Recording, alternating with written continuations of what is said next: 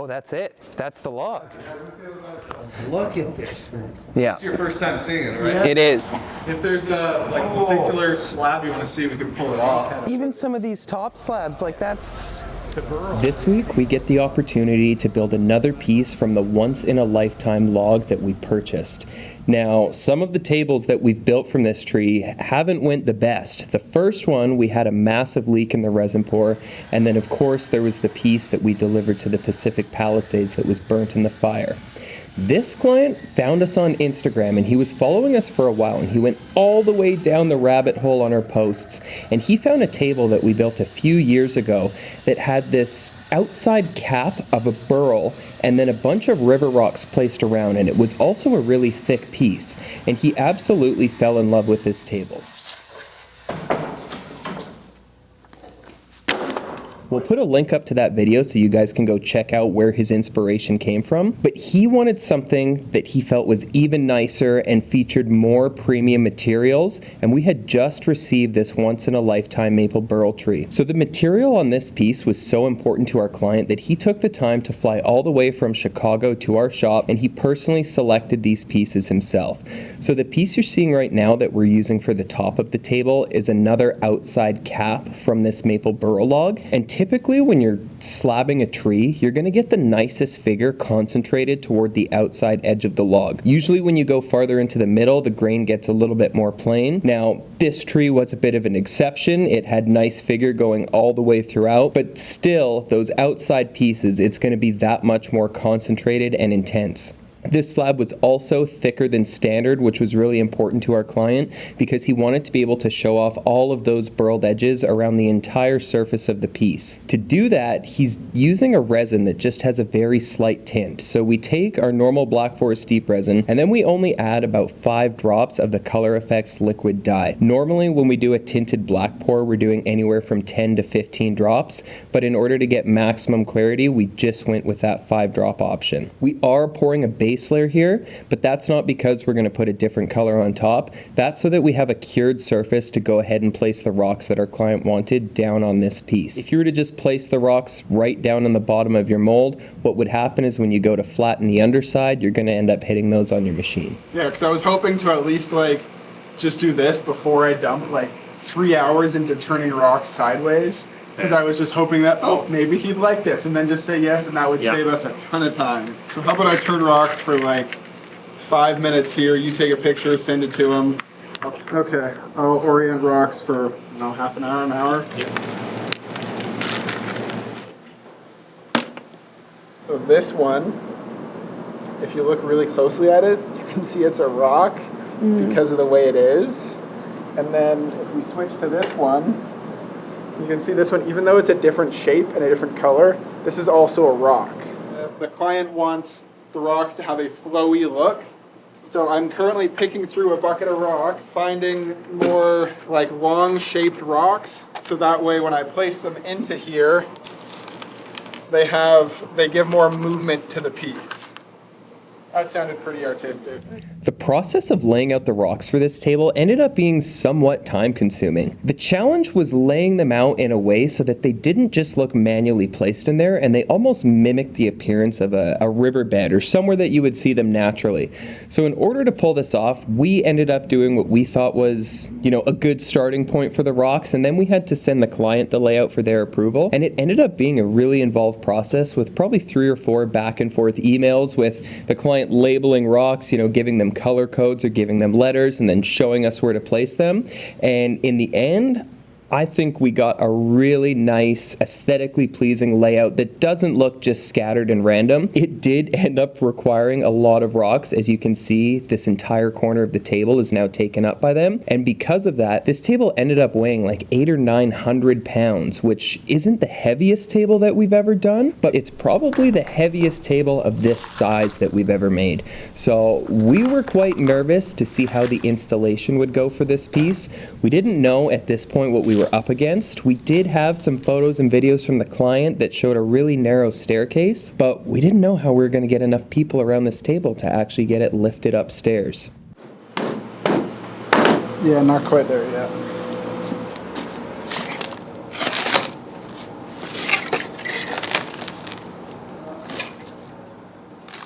And now we're going to get it demolded off of our pour table and lifted downstairs onto our CNC machine to take off that initial layer.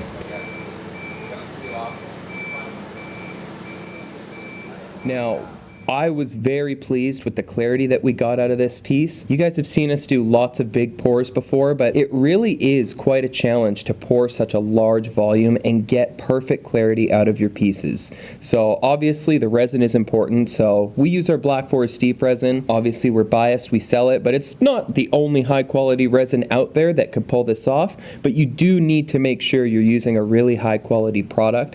And from there, you need to make sure you're controlling your environment. So we just have an air conditioned room, we have liquid cooled tables, and all of that combined together lets us pour masses like this that are almost 250 liters without any issues of bubbles. Once we've got that initial layer taken off with our CNC machine, then we can send it through our SCM planer sander machine. It's not quite new anymore. We've had this piece for, I guess, about 6 months in our shop now, but it has saved us so much time and labor. Now, our hand sanding is probably reduced in half because we have the planer head and then the 3 sanding heads after that, and it just does a really nice job getting a perfect surface on there. Once we've got the piece taken down to its final thickness, then we can cut it down to its final size. So we're just using the track saw on this and taking it nice and slow because this is a really thick piece. So if we were to try and cut this in a single shot, there's a good chance we're just going to end up burning the entire piece all the way down.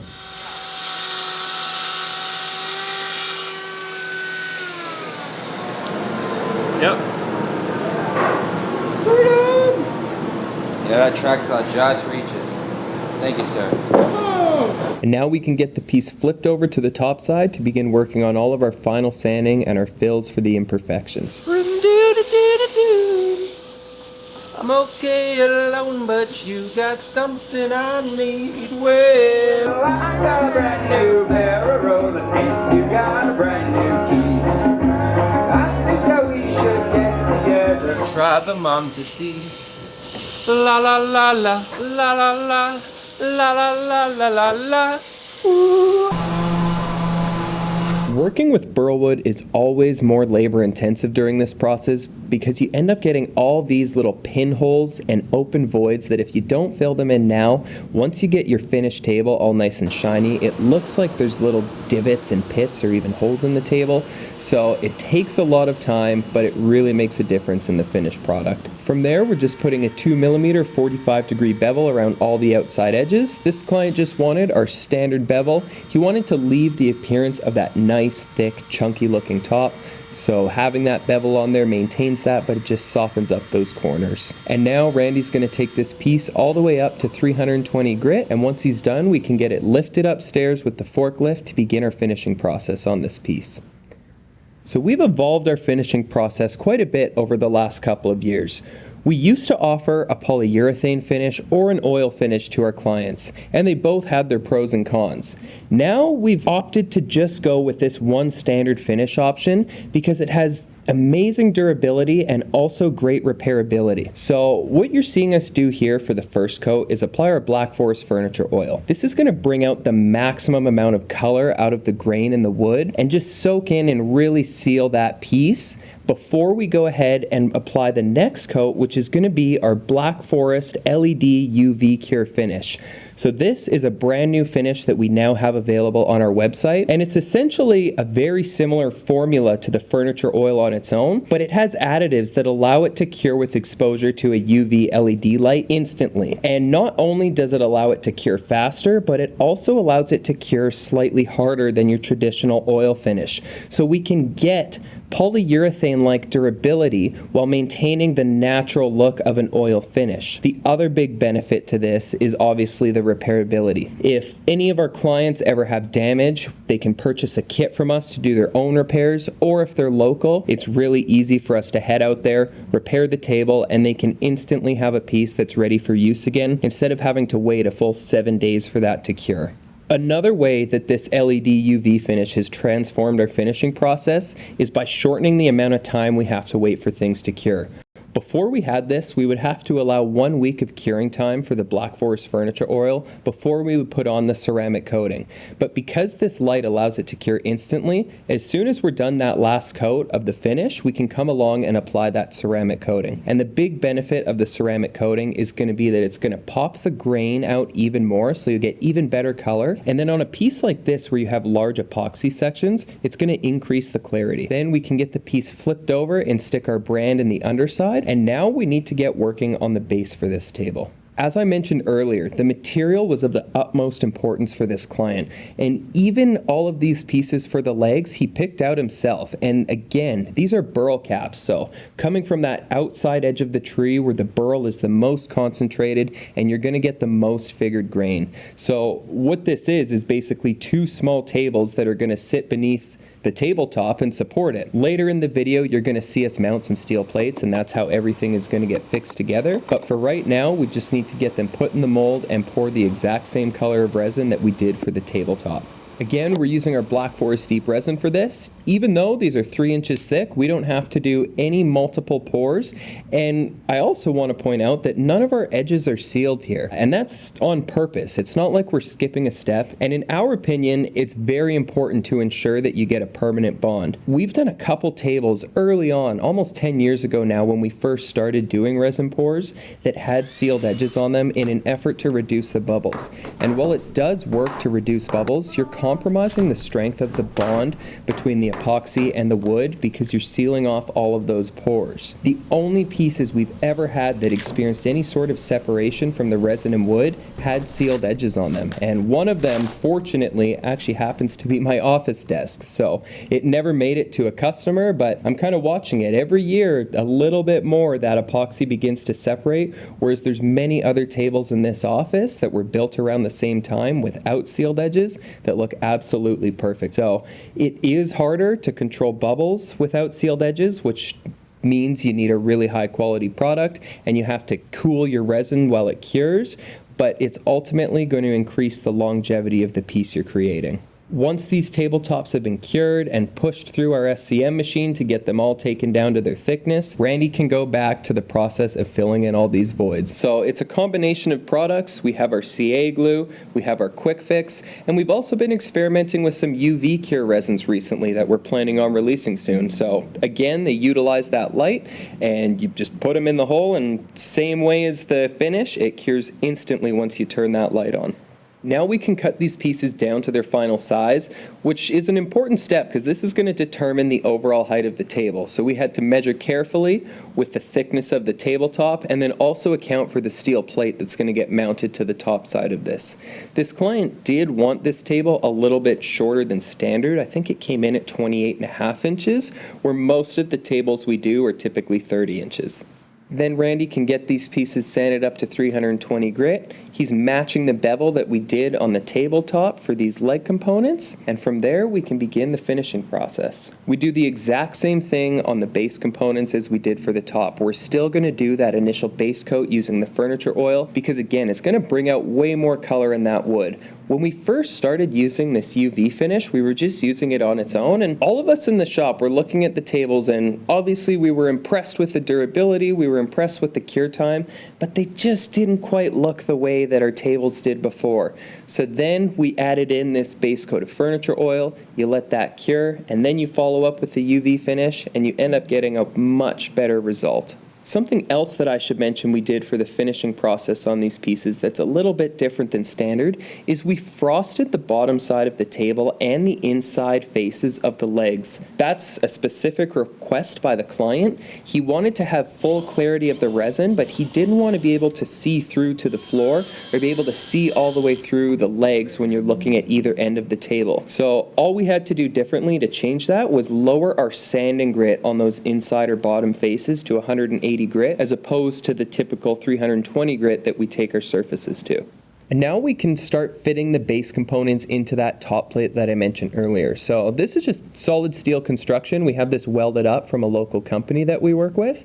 And a detail that we've started to add to any of our steel components is a layer of felt on the top side.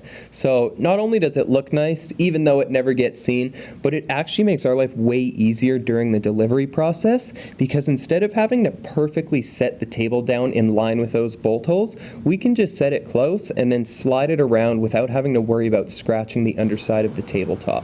And now we can start packing these pieces up in preparation for our journey down to Chicago. So the way that these deliveries work for us is we crate the tables here at our shop and they go on a truck that gets shipped down to our client in the US. One thing that I'll mention as well, a little bit of a tangent here right now because we've had so many comments about it, is how tariffs are affecting our business. So at the moment, there is no tariffs on Canadian-made goods that are entering the United States. So none of our customers are paying any tariffs on these goods. They're just paying what we've charged them for the table, and then obviously the shipping price on top of that. So for this customer, we're going to get it loaded into a crate that's has plywood construction all the way around, and then we foam line everything just to protect it during transit. We have a broker that we work with who picks our transit company for us, so we trust their judgment in picking someone who's going to get this table there safely, and knock on wood, we have had very few issues. I think in the hundreds of tables we've sent,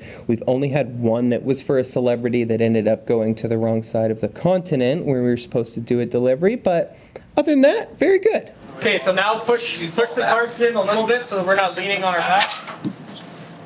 Right about there. Once we're most of the way in, Randy, pull both carts. Once we're kind of in so we can drop it and slide.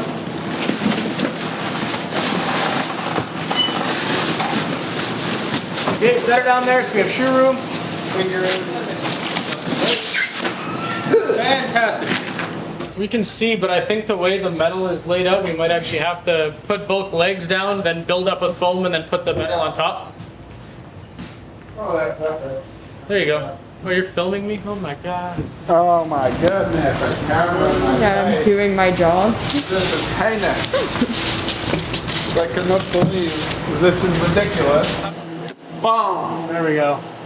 We need forward, Rocket. Ah, it's fine. And then once we've got the piece all loaded into the crate, we hand it off to our broker, we book some flights, and we fly on down to Chicago to meet it there. In this case, it's going to get shipped to a moving company who's going to store the table for a day or two, and then they're going to meet us on site at a time that we set up. And it's always kind of nerve-wracking because there's so many different things to align on a journey like this. So we just have to cross our fingers and hope it's there when we are.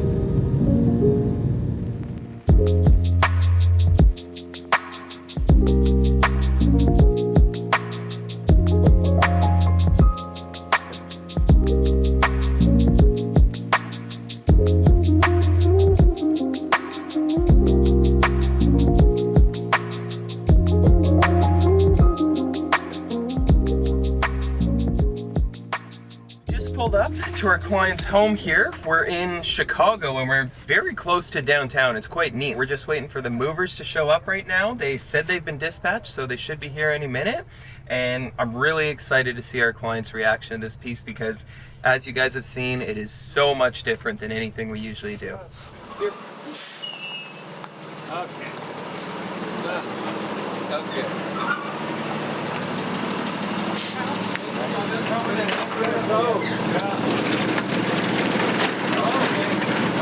Familiar. Yeah, you made it. Yeah, there you go.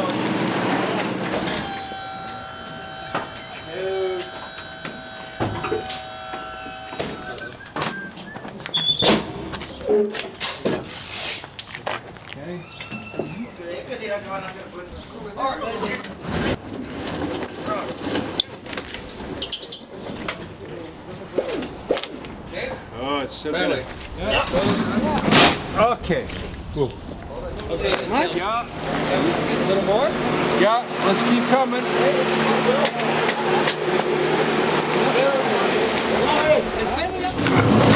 Keep coming. Oh, what are you doing? Oh, look at that. Perfect. Keep coming this way. Ahí está, ya. There we go. talk to you about this another time. I'll call you.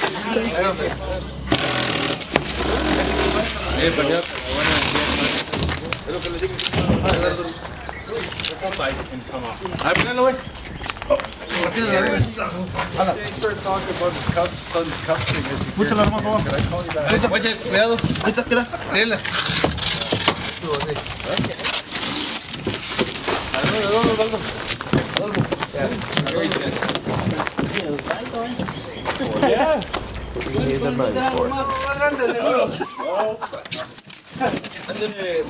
Dylan, do we have to get the legs ready to put it right straight into this? Well, we can set the top down to the side, or we can set this up first. However, Just like Christmas. Now, do you know if this is right, left, middle, or center? It says W, your end. Okay. Okay. There you go.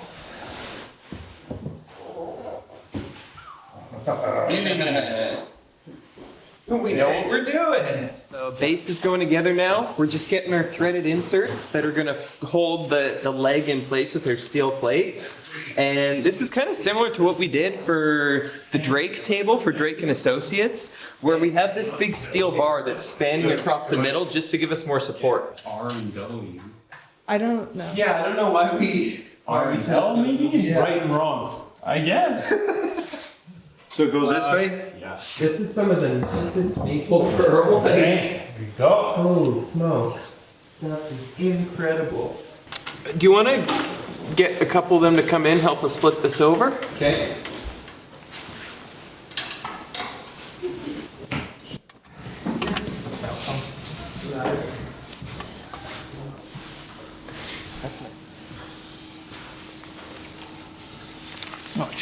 Okay. And we don't want the corner to hit the floor. So we'll lift. Yeah, lift and over. Okay. There we go. Which end do you want the stones on? Yeah. Right now it's oriented so this end will have This end's the stone. Yes. But we can change it. We can easily turn it around. At this point. Yeah. No pockets in this one. No. But there's. No. So is it upside right now? It should be upside, yeah. So do we want to set it down like this, peel everything off, then just lift the table onto the... Yeah. Yeah. And we want to determine which end has the rocks. Can we open it a little we can bit? open the black. Yeah. Okay, so that's going to be the rock end. Yeah, that's our rock end. Yeah. So this end should go in first. This has to go in.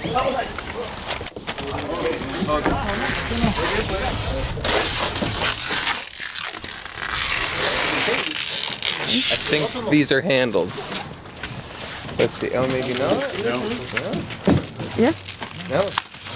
Yeah, that's For grip. exactly what they're for. Hands just underneath. That's how we usually do it. If we don't want to be. Todos parejitos para que les dale. Métele en medio para que la sienten. Vénganse para acá, una. Ahí va. Véngase uno para acá porque acá se va a venir el peso. Hey, stairs. Despacio.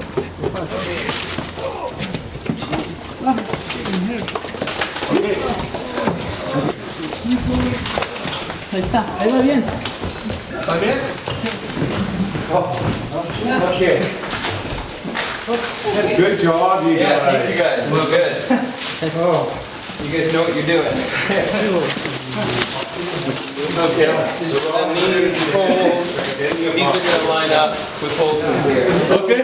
Oh, hard heavy rocks and wood. Not right or wrong. Or is it? Yeah. Okay, Yeah. let's lift. Which way? Okay, we can slide it once we get the table on too, but maybe that way a bit? Yeah, no, that's perfect. Okay. Una, dos,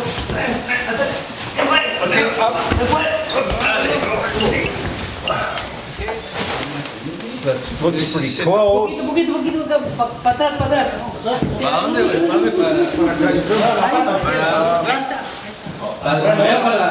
Para el disco. No, porque ya se movieron los tornillos aquí. It can slide. It does have belts, so.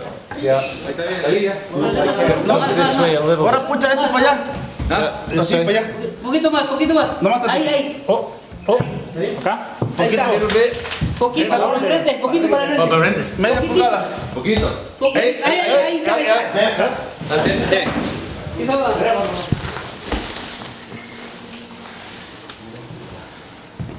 Curtis, you can actually pull it a bit towards you, just a touch. Escúchale tantito. Para el frente. You want to go towards the stairs? Yeah, we do a bit. Or, actually, no, sorry, other way. Or, no. Actually, hold on, I think I can do it here myself. There, no. To the window. There. Yeah, right there. Yeah, now I go. That's good. Bolts are going.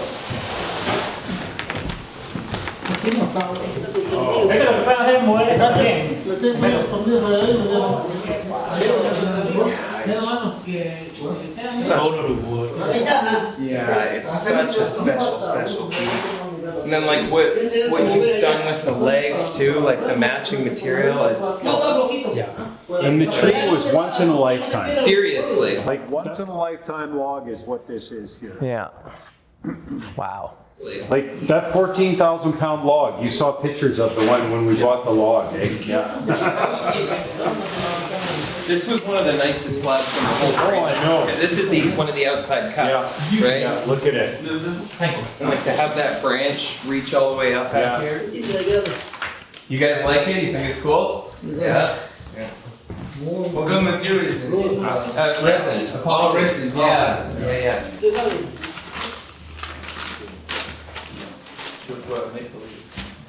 And he approves the whole process. Yeah, everything is approved, yeah.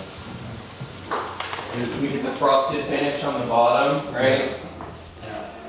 So then you said like you just sand the bottom, right? Yeah, the bottom is just sanded. It still has a finish put on it.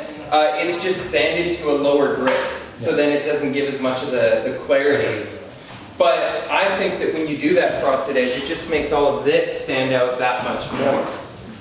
And the edges on this tree are so incredible. Could we try turning this light on? Yes. True, I just wonder if it might add some color to it or not. Oh, it definitely makes it a bit warmer, right? Yeah. I think when I talked to you originally, I was like, I really want a very lightly tint resin just to show off. Yes.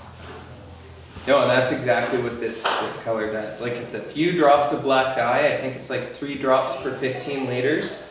And it just gives this really nice light tint. And then the other thing that we were impressed by too, like so much color comes out of the rocks. Like before we poured the resin, they looked pretty dull and gray. Yeah. And then as soon as you pour the resin over, it just brings them to life. And it looks, the stone placement appears very natural to me as well too. It looks like it's just Like because we can just go online and buy, any table, right? Sure, yeah. Like actually create something special. Oh yeah. Like when your girls are growing up, they're gonna remember this piece, right? They are very excited too. Are they? They have been talking about it. I showed them the video that you sent us. Oh, so they're excited too. Hey, they know it's coming. Wow. mission accomplished, eh? Yeah, it went really well. Yeah, okay. So, to our audience, thank you guys for watching along for this video. This was a lot of fun to create something like this. As you just heard me say, it's so much different than what we usually do.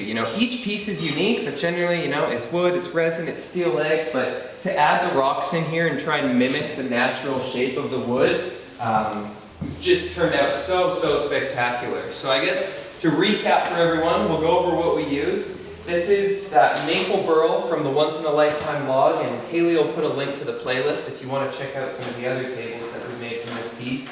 But this is arguably one of the most spectacular slabs that would come off of this tree because it's cut from the outside of the tree. So you get even more exaggerated natural maple burl edges that you see. And then when we paired it with our black forest deep resin and that tinted black resin, it just really shows off all that character. And then the base that we paired it with is from the same tree, also maple burl, same color resin.